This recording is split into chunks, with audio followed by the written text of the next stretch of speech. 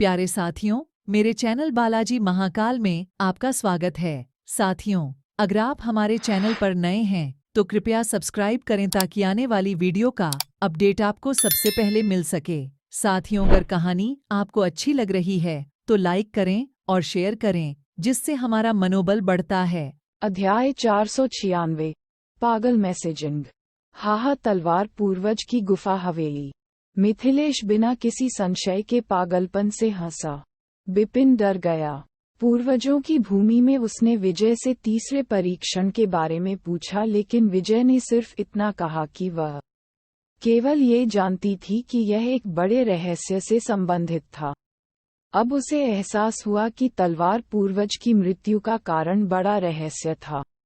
वह क्या करना चाहते हैं? नागेंद्र अपने बेटे के पास दिखे। नागेंद्र अनबर के साथ उलझे रहे, लेकिन जब उन्होंने देखा कि यहाँ कुछ हो रहा है तो नागेंद्र वहाँ आ गए। मैं नहीं जानता, लेकिन इससे कुछ भी अच्छा नहीं हो सकता, अंधे सम्राट ने ठंडे स्वर में उत्तर दिया। मिथिलेश ने हंसना बंद कर दिया। उसकी अभिव्यक्तियां उग्र हो गईं और उसकी आंखों में पागलपन का भाव आ गया। बिपिन, अंध सम्राट और नागेंद्र। मिथिलेश ने उनकी ओर देखा। क्या तुम्हें हताशा का अनुभव हुआ है? बिपिन का रंग थोड़ा बदल गया। नागेंद्र स्तब्ध रह गए। निराशा। अरे अरे, ये ठीक है यदि आपने ऐसा नहीं किया है, क्योंकि आप जल्द ही इसका अनुभव करेंगे। तलवार पूर्वज की तरह तुम्हें पता चल जाएगा कि वास्तविक हताशा क्या है। मैं तुम्हें पूरी दुनिया द्वारा निशाना बनाए जाने का स्वाद चखाऊंगा। मिथिलेश ने अपना हाथ पलटते हुए गंभीर मुस्कान के साथ कहा। उसके हाथ में 1 दर्जन मैसेजिंग पर्चियां दिखाई दी। उनमें से एक को फाड़ने के बाद एक धुंधली छवि दिखाई दी। हाहा पवित्र पूर्वज, आप तलवार पूर्वज गुफा हवेली के स्थान की तलाश कर रहे थे। मुझे यह सही मिला। धुंधली आकृति ने आश्चर्यचकित भाव दिखाया और मधुर आवाज में बोली, मैं तुरंत आती हूँ। धुंधली आकृति गायब हो गई। फिर मिथिलेश ने दूसरी मैसेजिंग स्लिप फाड़ दी। आत्मा पूर्वज, मुझे तलवार पूर्वज गुफा हवेली के बारे में कुछ जानकारी है। कि आप आते हैं या नहीं यह आप पर निर्भर करता है। संदेश भेजा गया था। फिर वह तीसरी मैसेजिंग स्लिप की ओर मुड़ा। पत्थर के पूर्वज, मुझे तलवार पूर्वज गुफा हवेली के बारे में खबर मिली। ब्लड ब्लेड्समैन, मुझे उस चीज का पता है जो तुम चाहते हो। बागू गुफा मास्टर, आप अभी भी बंद दरवाजे की खेती में हैं। यदि आप बाहर नहीं निकलते हैं तो जो चीज आप चाहते हैं वह किसी और के हाथों में पड़ जाएगी। धर्मराज। मिथिलेश ने मैसेजिंग पर्चियां फाड़ दी और सारे मैसेज भेज दिए। पहले 3 संदेश दिव्य भूमि में 3 पूर्वजों के लिए थे। जहां तक ब्लड ब्लेड्समैन, बागू केव मास्टर और धर्म किंग जैसे अन्य संदेशों की बात है तो ब्लाइंड एम्परर सहित मौजूद कई तलवार सिद्धांत विशेषज्ञों ने उनके बारे में नहीं सुना था। हम बड़ी मुसीबत में हैं। बिपिन और नागेंद्र दोनों ने एक दूसरे को भयानक दृष्टि से देखा। वे जानते थे कि यदि तलवार पूर्वज की मृत्यु वास्तव में उस चीज से संबंधित थी तो वे विशेषज्ञों का निशाना बन जाएंगे। ठीक नहीं है नागेंद्र, अभी अपने बेटे को लेकर चले जाओ। मैं मिथिलेश को ब्लॉक कर दूंगा। अंधा सम्राट गंभीरता से बोला। ठीक है, बिपिन ने सिर हिलाया। चल दर। बिपिन बिना किसी हिचकिचाहट के अपने पिता के साथ पीछे हट गया। जब मिथिलेश पीछा करने के लिए आगे बढ़ा तो आप उसे उपहास करते हुए छोड़ना चाहते हैं। शुआ। मिथिलेश के सामने की जगह अचानक अलग हो गई। एक ठंडी तलवार की छाया दिखाई दी और उसके गले पर वार करते हुए उसका रास्ता रोक दिया। हम आपको लगता है कि अगर आप मुझे रोकते हैं तो वे जिज़होंग से बच सकते हैं? मिथिलेश चिल्लाया। हरनाज, जो काफी दूर पीछे हट गया था, ने सिर हिलाया और बिपिन और नागेंद्र का पीछा करना शुरू कर दिया। अनबर ने उनका पीछा किया। धत तेरी की। बिपिन पीला पड़ गया।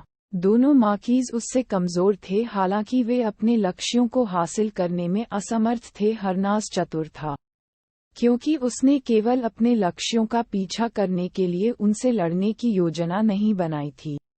बिपिन और नागेंद्र उन्हें हिला नहीं सके। हम मुसीबत में हैं। नागेंद्र, जो हर चीज के प्रति उदासीन था, गंभीर नजर आ रहा था। अब वे अत्यधिक घाटे में थे। संदेश प्राप्त करने वाले विशेषज्ञों ने एक एक करके जवाब दिया। एक प्राचीन जंगल में कई महल और मंडप थे। एक पहाड़ की चोटी पर 9 मंजिलों वाला एक सुंदर मंडप खड़ा था। सफेद वस्त्र पहने एक बुजुर्ग ऊपरी मंजिल पर एक कुर्सी पर बैठे एक किताब पलट रहे थे। वह सौम्य लग रहा था, फिर भी ऐसा लग रहा था मानो उसने जीवन के कई उतार चढ़ावों का अनुभव किया हो। मिथिलेश का संदेश पाकर सफेदपोश बुजुर्ग गंभीर भाव के साथ उठ खड़ा हुआ। तलवार पूर्वज गुफा हवेली अंततः मिल गई है। सफेद वस्त्र पहने बुजुर्ग ने अपनी उत्तेजना को दबा दिया, क्योंकि उसने अंतरिक्ष यात्रा का जादू तोड़ दिया और वर्महॉल में कदम रखा। झील के मध्य में स्थित एक छोटे से द्वीप पर एक साधारण फूस की कुटिया थी। बैंगनी रंग के कपड़े पहने एक सुंदर महिला एक पत्थर की मेज के पास बैठी नाजुक छप्पर वाली झोपड़ी में अकेले खेल रही थी। अचानक मिथिलेश का मैसेज आया। आत्मा पूर्वज, मुझे तलवार पूर्वज गुफा हवेली के बारे में कुछ जानकारी है। चाहे आप आएं या न आएं, यह आप पर निर्भर है। बैंगनी कपड़े पहने महिला ने अपना हाथ रोक लिया। अगले ही पल वह उठ खड़ी हुई और आकाश की ओर देखने लगी। तलवार पूर्वज गुफा हवेली, उस बूढ़े व्यक्ति की गुफा हवेली। बैंगनी रंग के कपड़े पहने महिला का लुक जटिल था। एक साधारण शहर में एक बूढ़ा भिखारी सड़क के कोने पर इस तरह लेटा हुआ था मानो वह किसी भी समय भूख और ठंड से मर जाएगा। वह अगोचर लग रहा था। अचानक मिथिलेश का मैसेज आया। ब्लड ब्लेड्समैन, मुझे उस चीज का पता है जो तुम चाहते हो। बूढ़ा बैगर अचानक जाग गया। उसकी आंखें प्रकाश का एक टुकड़ा बिखेरने वाले ब्लेड की तरह तेज लग रही थीं। तलवार पूर्वज की गुफा हवेली, उस चीज के लिए मैं ब्लड ब्लेड्समैन हजारों वर्षों से यहाँ रह रहा हूँ। आखिरकार मैं इसके ठिकाने के बारे में जानूंगा। अध्याय 497। पूरी दुनिया का दुश्मन। विशाल दिव्य भूमि उतनी शांत नहीं थी जितनी दिखती थी। मिथिलेश द्वारा भेजे गए संदेशों ने दिव्य भूमि के सभी पुराने राक्षसों का ध्यान आकर्षित किया। बिपिन और नागेंद्र तलवार दमन घाटी के बाहर एक पहाड़ पर रुक गए। चूंकि वे जानते थे कि वे हरनाज और अनबर को नहीं हिला सकते, इसलिए पिता और पुत्र ने भागना छोड़ दिया। थोड़ी देर बाद एक विशाल आकृति आए। वह एक दयालु दिखने वाला सफेद वस्त्रधारी बुजुर्ग था, जो ऐसा लग रहा था जैसे वह धूप में नहाया हो और एक संत के प्रभामंडल से ढका हुआ हो। उससे स्नेहमयी आभा की धारा प्रवाहित हो रही थी। इससे आसपास के विशेषज्ञों को ऐसा महसूस हुआ जैसे उनके चेहरे को उनकी मां द्वारा सहलाया जा रहा हो। आभा इतनी जबरदस्त थी कि तलवार सिद्धांत के सभी विशेषज्ञ विरोध करने का साहस खो बैठे।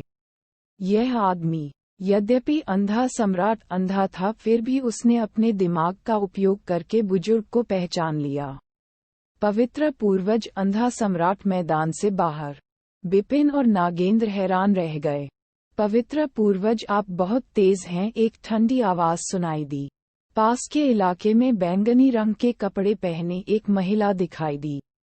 बस आसपास का शून्य अचानक कांप उठा, जिससे विचित्र लहरें फैल गईं। इससे एक हल्की गुंजन निकली जो एक अलौकिक धुन की तरह सुनाई दी और पूरे क्षेत्र में गूंज गई। फिर एक एक करके अधिक विशेषज्ञ सामने आने लगे, जिनकी आभा इतनी शक्तिशाली थी कि एक मार्किस को भयभीत कर सकती थी। पलक झपकते ही इलाके में 1 दर्जन लोग जमा हो गए। कुछ ठंडे लग रहे थे, कुछ उत्साहित थे और कुछ बुरे लग रहे थे। उनमें से प्रत्येक किसी भी मार्किस और यहाँ तक कि कुछ संप्रभुओं से कहीं बेहतर था। उन शक्तिशाली विशेषज्ञों को देखकर अन्य सभी तलवार सिद्धांत विशेषज्ञ डर गए। ये है पवित्र पूर्वज, आत्मा पूर्वज और पत्थर पूर्वज, हमारी दिव्य भूमि के 3 पूर्वज एकत्र हुए हैं। भगवान! सारी भीड़ स्तब्ध रह गई। तीन पूर्वज दिव्य भूमि में एक किंवदंती थे। आमतौर पर किसी मार्किस से मिलना दुर्लभ था, लेकिन अब तीन पूर्वज एकत्र हुए। इसका क्या मतलब हुआ? वे लोग कौन हैं? वे तीन पूर्वजों के साथ खड़े होने का साहस करते हैं। हमारी दिव्य भूमि में तीन पूर्वज सबसे शक्तिशाली थे, लेकिन वे अन्य लोग कहां से हैं? मुझे लगता है कि वे तीन पूर्वजों से कमजोर नहीं हैं। क्या हुआ? सभी दर्शक भ्रमित हो गए। तीन पूर्वजों को दिव्य भूमि के सर्वोच्च विशेषज्ञों के रूप में जाना जाता था। उनमें से प्रत्येक बादल क्षेत्र तक पहुंच गया था। प्रत्येक पूर्वज के पास अत्यंत शक्तिशाली शक्ति थी। 9 संप्रभु उनके बाद दूसरे स्थान पर थे। 9 संप्रभु केवल दाव तक पहुंचे थे। हालांकि वे क्लाउड क्षेत्र में भी थे, लेकिन वे तीन पूर्वजों के लिए एक मोमबत्ती नहीं रख सके। हालांकि अब 8 विशेषज्ञ तीन पूर्वजों के साथ खड़े थे। दिव्य भूमि में तीन पूर्वजों के समान शक्तिशाली 8 विशेषज्ञ थे। हमने आपको कई सालों से नहीं देखा। आप कैसे हैं? ब्लड ब्लेड्समैन, तुम्हें अब भी भिखारी बनना पसंद है? क्या तुम इसके आदी हो? गुनगुनाओ, फकीर का क्या कसूर है? मैं धरती को अपना बिस्तर और आसमान को अपनी रजाई बना सकता हूँ। मैं जब चाहूं पी सकता हूं। मैं बहुत बेफिक्र हूं। धर्म राजा, आप अभी भी इस भूमि पर हैं। दर्जनों सर्वोच्च विशेषज्ञ हवा में खड़े होकर अभिवादन का आदान प्रदान करने लगे। थोड़ी देर बाद मिथिलेश आ गया। मिथिलेश ने गुरुओं को शत शत नमन किया। हमेशा कृपालु रवैया रखने वाले मिथिलेश ने विनम्रता से व्यवहार किया, क्योंकि ये विशेषज्ञ उनसे ज्यादा मजबूत थे। मिथिलेश, आपने कहा कि आपके पास तलवार पूर्वज गुफा हवेली के ठिकाने के बारे में खबर है। मैं आपके लिए आशा करता हूं कि आप मजाक नहीं कर रहे थे, या पवित्र पूर्वज ने धीरे से नहीं कहा था। हर शब्द में एक शक्तिशाली प्रतिरोध था। मिथिलेश थोड़ा घबरा गया, लेकिन तुरंत मुस्कुरा दिया। मास्टर्स, चिंता मत करो। जब से मैंने संदेश भेजा है, मेरे पास आपको बताने के लिए कुछ है। मिथिलेश समझाने लगा। बिपिन, नागेंद्र और अंधे सम्राट पहाड़ की पीठ पर एकत्र हुए। उन सभी के चेहरे पर भयानक भाव थे। वे क्लाउड क्षेत्र के सुपर विशेषज्ञ हैं। बिपिन ने उन विशेषज्ञों को घूरकर देखा। उनमें से प्रत्येक के पास एक जबरदस्त आभा थी जो उसे भयभीत कर सकती थी। यद्यपि मिथिलेश इल्यूसरी स्वॉर्ड सिद्धांत में अच्छा था, लेकिन उसकी आभा शक्तिशाली नहीं थी। हालांकि अब इन विशेषज्ञों की आभा ने युवा लड़के को लड़ने की हिम्मत खो दी थी। मैं समझ नहीं पा रहा हूं कि हमारे स्वामी की मृत्यु क्यों हुई और कौन उन्हें मारने में सक्षम था। अंधे सम्राट ने बड़बड़ाते हुए कहा, आखिरकार हमारे स्वामी पूरी दिव्य भूमि में सर्वोच्च विशेषज्ञ थे। भले ही तीन पूर्वज एकजुट हो जाएं, फिर भी वे उनके खिलाफ नहीं लड़ सकते थे या उन्हें मार नहीं सकते थे। लेकिन अब मैं समझ गया हूँ। जो लोग हमारे स्वामी से लड़े वे तीन पूर्वज नहीं थे, बल्कि सुपर क्लाउड क्षेत्र विशेषज्ञों का एक समूह था, शायद उससे भी अधिक। बिपिन और नागेंद्र का लुक गंभीर था। अब वे पूरी दुनिया के निशाने पर थे। वे इसके बारे में सोचने से खुद को नहीं रोक सके। मिथिलेश ने कहा कि वह उन्हें तलवार पूर्वज द्वारा महसूस की गई हताशा का अनुभव करने देंगे। अब वे समझ गए कि उसका अभिप्राय क्या था। यदि मेरा अनुमान सही है तो उन विशेषज्ञों को बाहरी दुनिया से आना चाहिए था, अंधे सम्राट ने गंभीरता से कहा। ये सुनते ही बिपिन का चेहरा उतर गया। हमेशा कोई न कोई आपसे अधिक ताकतवर होता है। बिपिन को पता था कि दिव्य भूमि के बाहर भी बड़ी दुनियाएं हैं।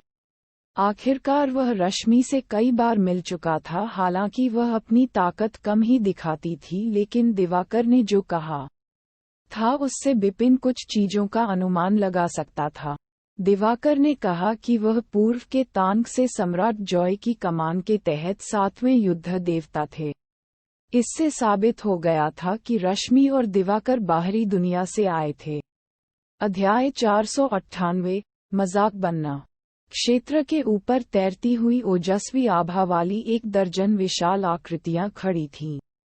आपका सम्मान है कि हृदय घातक तलवार तकनीक दूसरों से नहीं सीखी जा सकती है, इसलिए मुझे यकीन है कि बिपिन और नागेंद्र को तलवार पूर्वज की हवेली का स्थान पता है और उन्होंने मिथिलेश के अंदर तकनीक सीखी है। दर्जनों लोगों ने तुरंत बिपिन और नागेंद्र की ओर देखा। बूम भयानक शक्ति पिता और पुत्र की ओर दौड़ती हुई आई। सत्ता के मद में चूर बिपिन नागेंद्र और अंधे सम्राट भयभीत हो गए। बिपिन नागेंद्र, मैंने आपके बारे में अपने एक शिष्य से सुना है, एक गंजा बुजुर्ग धीरे से बोला। उसका शरीर पत्थर की तरह ठंडा लग रहा था। वह कोई और नहीं बल्कि 3 पूर्वजों में से एक स्टोन पूर्वज था। आपको अभी भी याद होगा कि शिष्य जगदीश स्टोन पूर्वज ने आगे कहा। नाम सुनते ही बिपिन और नागेंद्र गंभीर दिखे। उन्होंने जगदीश को याद किया। आखिरकार वह एक ऐसा व्यक्ति था जिसे वे कभी नहीं भूलेंगे। जगदीश, आप दोनों के बारे में बहुत सोचते थे, खासकर आपके बिपिन के बारे में। उन्होंने कहा कि आप मुश्किल से 30 साल के थे। इतनी कम उम्र में आपको अपनी शक्ति को इतने कम समय में इतने ऊंचे स्तर तक बढ़ाने के लिए कुछ महान अवसर प्राप्त हुए होंगे, स्टोन पूर्वज ने मुस्कुराते हुए कहा। जहां तक अवसरों की बात है तो मुझे यकीन है कि आपने उन्हें स्वॉर्ड पूर्वज की गुफा हवेली में प्राप्त किया होगा। स्टोन पूर्वज की बातें समझ में आई। बिपिन चाहे कितना भी प्रतिभाशाली क्यों न हो, उचित अवसरों के बिना वह उतना शक्तिशाली नहीं बन सकता था जितना अब है। स्टोन पूर्वज को यह नहीं पता था कि बिपिन को जो सबसे बड़ा अवसर मिला वह स्वर्गीय निर्माण कौशल तलवार था। पूर्वज की गुफा हवेली दूसरे स्थान पर थी। तो मुझे बताओ, तलवार पूर्वज की हवेली कहाँ है? पवित्र पूर्वज, एक सफेद वस्त्र पहने बुजुर्ग ने धीरे से पूछा, हालांकि उसकी आंखें ठंडी थीं। मुझे बताओ या नरक में जाओ। अन्य बुजुर्ग बिपिन और नागेंद्र की ओर उत्सुक दृष्टि से देखने लगे।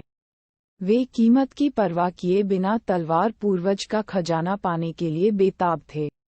ब्लड ब्लेड्समैन, बागु गुफा मास्टर और धर्म राजा जैसे विशेषज्ञ अन्य स्थानों से थे, लेकिन वे खजाने के लिए 1000 साल तक दिव्य भूमि में रहे थे और खजाना अब तलवार पूर्वज की गुफा हवेली में पड़ा हुआ है।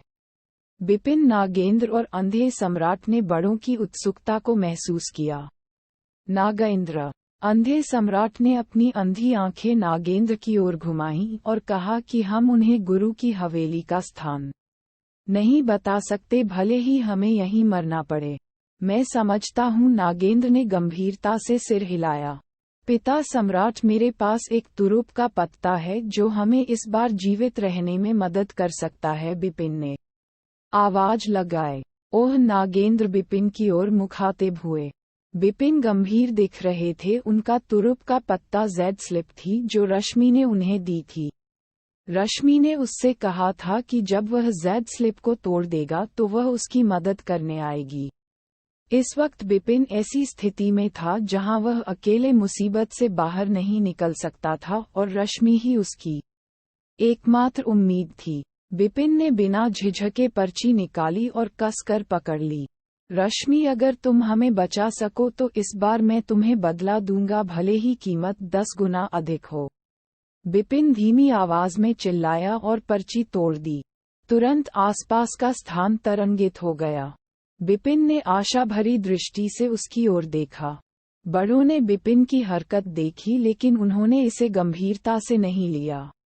वे इस दुनिया में सुपर विशेषज्ञ थे और 1000 साल पहले तलवार के पूर्वज को मारने में कामयाब रहे थे।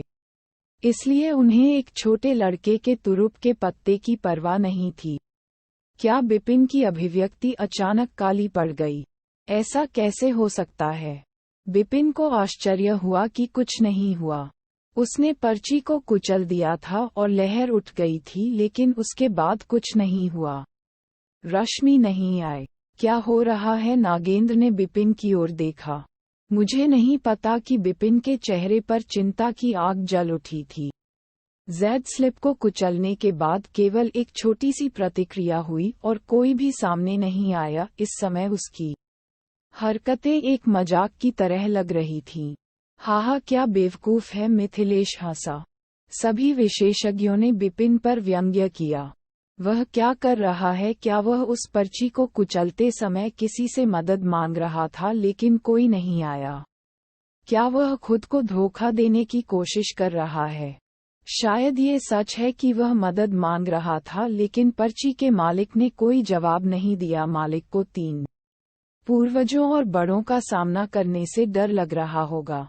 यह उसकी गलती नहीं है, वह केवल एक युवा लड़का है। वह किससे उसकी मदद करने के लिए कह सकता है? इसके अलावा कौन उसकी मदद भी कर सकता है?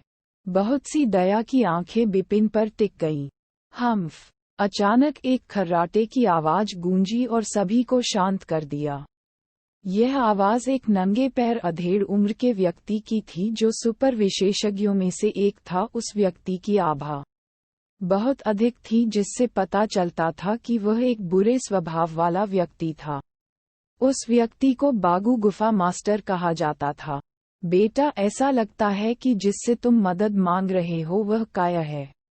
संघर्ष करना बंद करो लड़के। मुझे बताओ कि तलवार पूर्वज की गुफा हवेली कहाँ है और मैं तुम्हारी सुरक्षा सुनिश्चित करूंगा। लेकिन अगर तुमने इसे दूसरों को बताने की हिम्मत की तो मैं तुम्हारे परिवार और तुमसे संबंधित सभी लोगों को मार डालूंगा। बागू गुफा मास्टर की डरावनी आवाज पूरे क्षेत्र में गूंज उठी। उनके शब्दों ने स्पष्ट रूप से घटनास्थल पर मौजूद अन्य विशेषज्ञों को नाराज कर दिया और सभी ने भौहें चढ़ा लीं। बागू गुफा मास्टर, आप दिव्य भूमि में हैं। यहाँ एक अजनबी के रूप में आप बहुत अहंकारी हो रहे हैं। पवित्र पूर्वज ने गहरी आवाज में कहा। अहंकारी? हाँ, मैं वैसा ही हूँ जैसा बागू गुफा मास्टर ने उपहास किया था। बागू गुफा मास्टर, इतने पवित्र मत बनो। पूर्वज ठंडे स्वर में चिल्लाए और उनकी ओर देखा, लेकिन उन्होंने स्तब्ध होकर घूरते हुए बीच में ही बोलना बंद कर दिया। न केवल वह बल्कि आत्मा पूर्वज, स्टोन पूर्वज, ब्लड ब्लेड्समैन और अन्य सभी जिन्होंने बागू गुफा मास्टर को देखा वे अवाक रह गए। आप क्या कहना चाह रहे हैं? बागू गुफा मास्टर अभी भी अपना दबंग अंदाज दिखा रहा था। बागू गुफा मास्टर, अपने पीछे देखो। अध्याय 499 एक घंटी।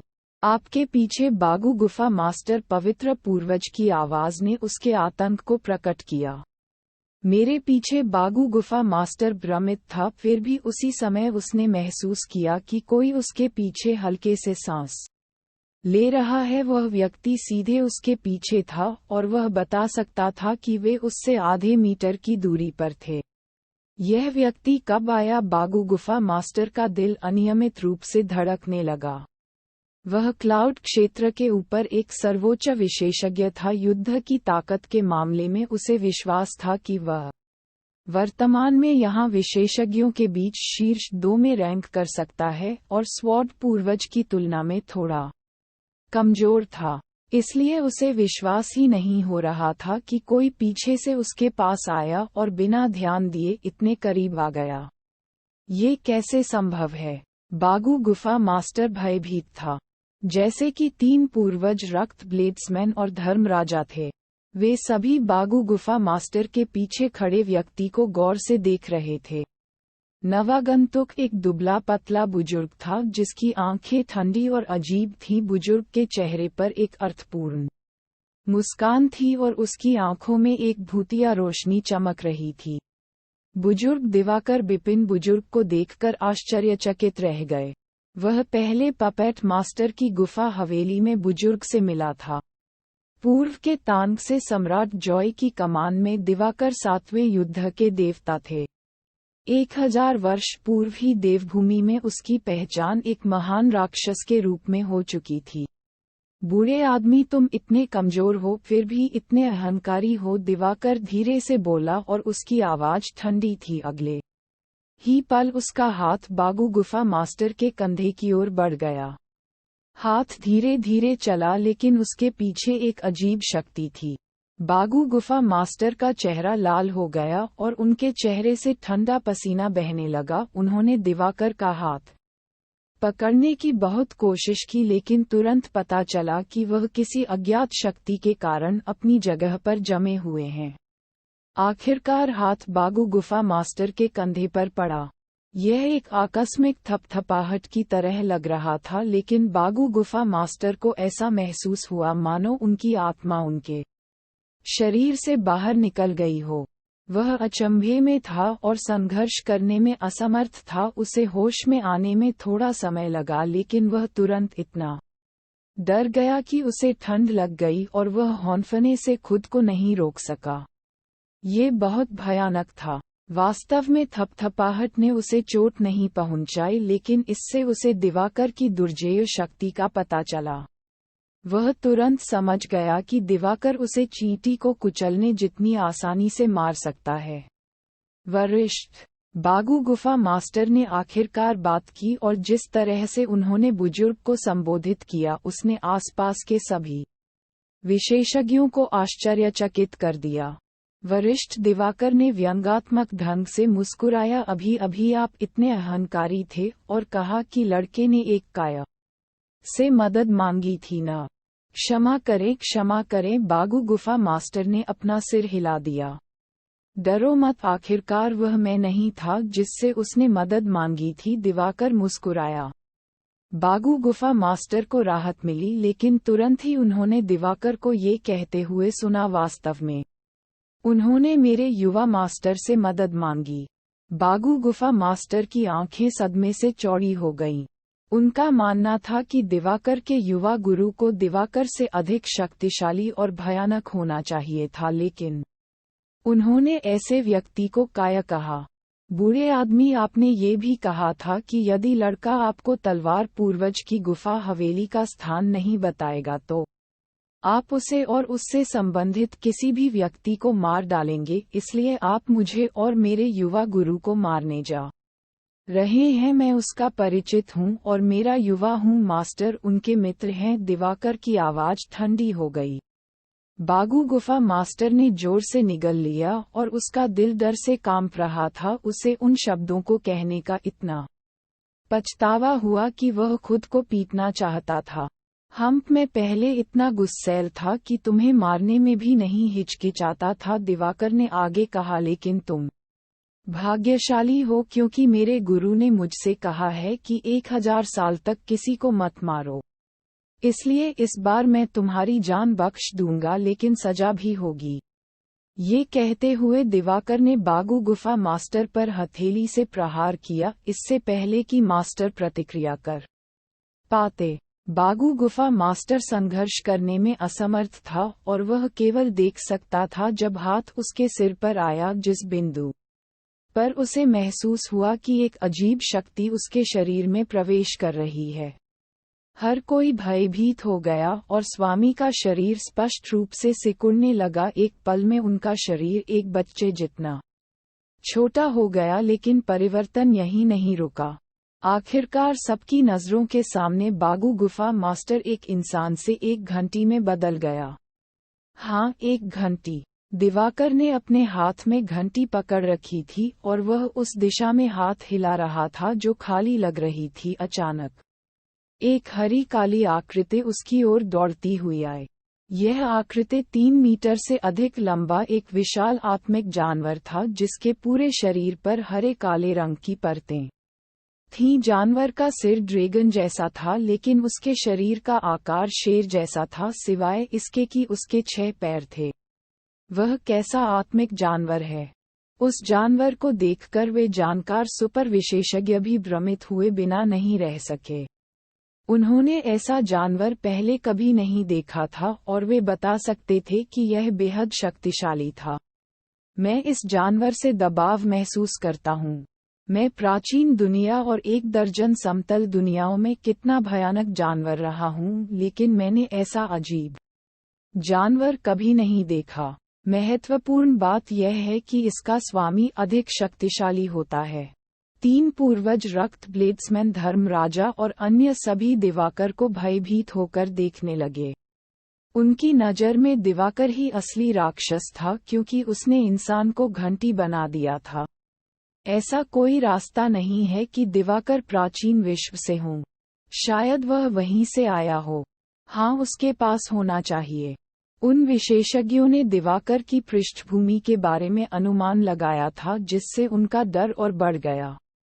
दिवाकर ने चेहरे पर मुस्कान के साथ घंटी बजाई। चुड़ैल की उन द्वारा आविष्कार किया गया ये परिवर्तनकारी कौशल वास्तव में लड़ने में बेकार है, लेकिन कुछ कनिष्ठों को दंडित करने के लिए इससे बेहतर कोई तरीका नहीं है।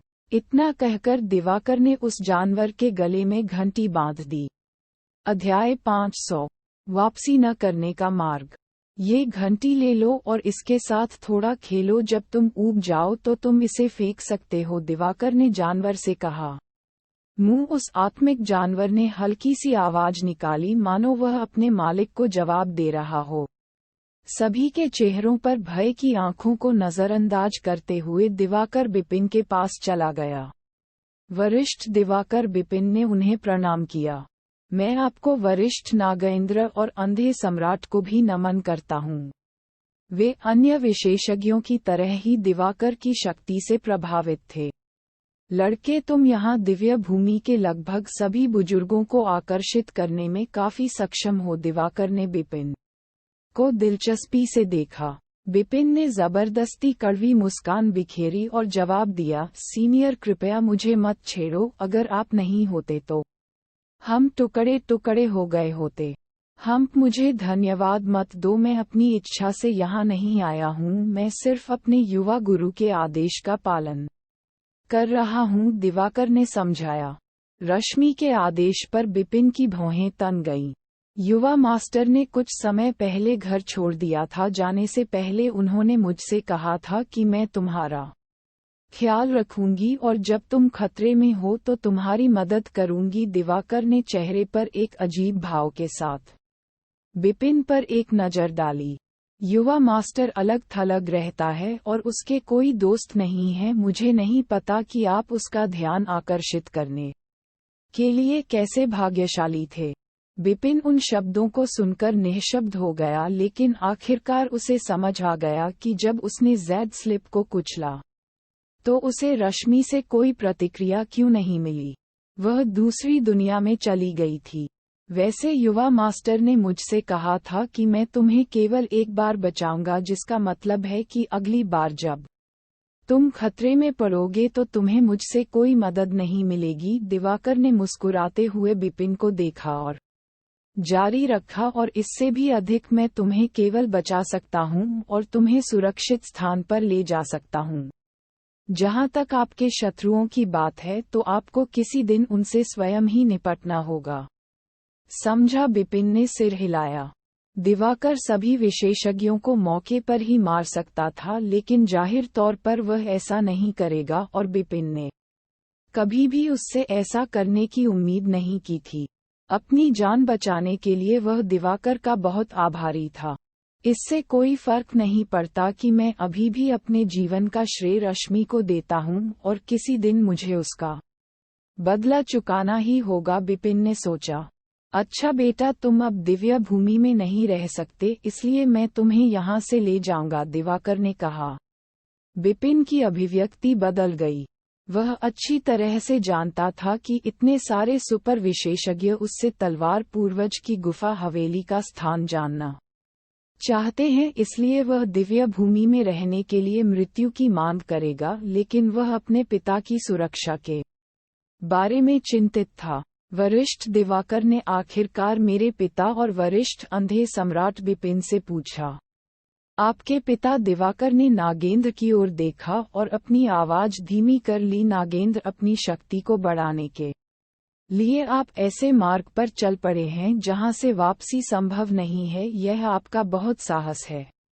वापसी की कोई राह नहीं, बिपिन भ्रमित दिख रहे थे।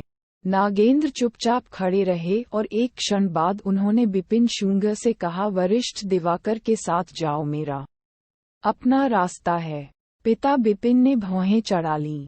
बेटे, तुम्हारे पिता सही कह रहे हैं, उनका अपना रास्ता है, क्योंकि वह पहले से ही उस रास्ते पर हैं। कोई भी उन्हें नहीं रोक सकता, यहाँ तक कि मैं या मेरे गुरु भी नहीं, वह अपनी राह पर हैं, दिवाकर ने बिपिन को समझाया। ये सुनकर बिपिन की त्योरियां चढ़ गईं। जो कहा गया उससे उसे पता चल गया कि उसके पिता के साथ कुछ गड़बड़ है, लेकिन उसे ये स्पष्ट नहीं था कि यह क्या था।